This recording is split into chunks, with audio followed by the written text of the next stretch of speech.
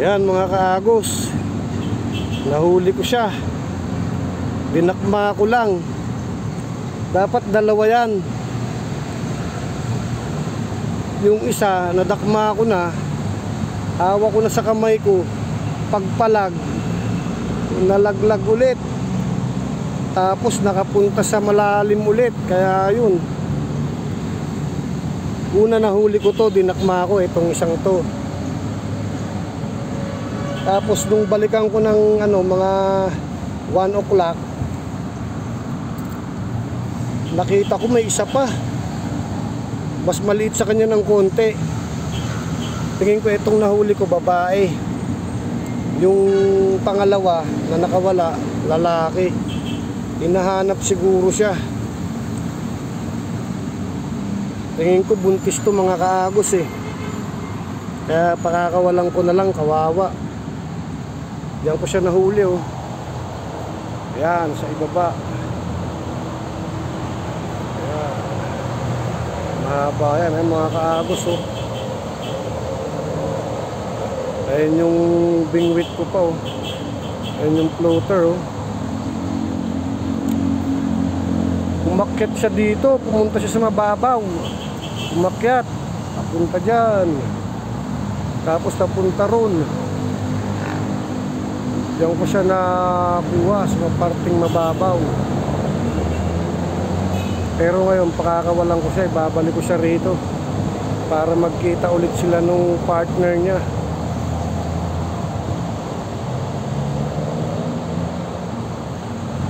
Hawakan mo nga Rick, videohan mo nga. Pakakawalan ko to dito. O ko dataan. Tapos dito yan? Sige, dyan ka lang.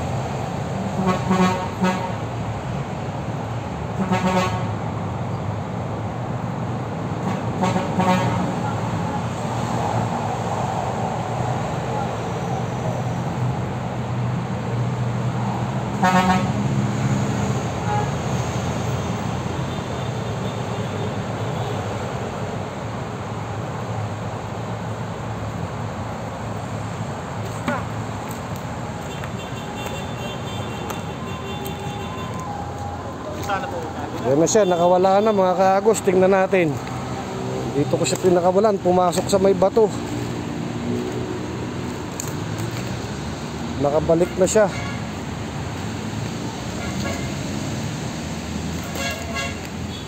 Pumasok din sa ilalim ng bato. Yan oh.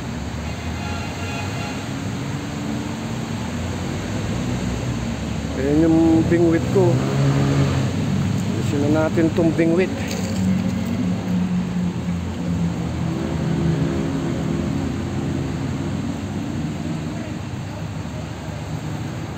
Nandito siya pumasok mga kaagos sa may bato. Ah, wala na.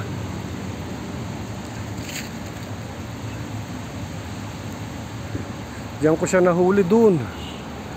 Diyan ko siya nahuli. Umakyat siya dyan. Dito. Dito malalim. Yan, papasok sa imburnal, malalim dyan. Ayan, tingnan nyo, mababaw na rito. Gumagapang siya eh. Hanggang makarating siya ron. Eh nakita ko na siyang umaakyat. Sinundan ko. Nadakma ako.